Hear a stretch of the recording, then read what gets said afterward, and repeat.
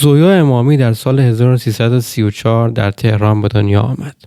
از دوران نوجوانی به بازیگری علاقه داشت و تابستان سال 1348 به هنرکده آزاد هنرپیشگی آناهیتا رفت تا زیر نظر استاد مصطفی اسکویی شیوه استانیسلافسکی را بیاموزد.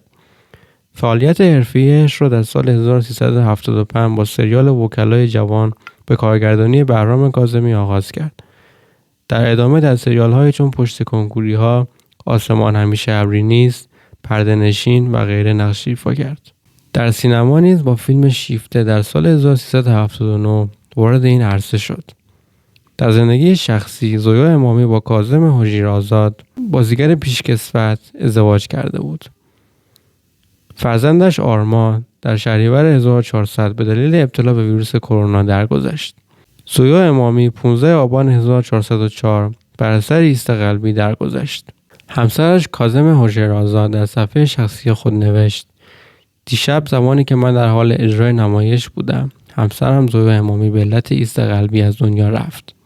او همچنین اشاره کرد که بعد از مرگ پسرش و دوره کرونا، زویا به افسردگی و سپس بیماری پارکینسون مبتلا شده و توان ادامه فعالیت هنری نداشت. زویا امامی یکی از زنان بازیگر است که با آرامش، حرفه‌ای‌گری و بدون حاشیه زیاد در عرصه سینما، تئاتر و تلویزیون فعالیت کرد.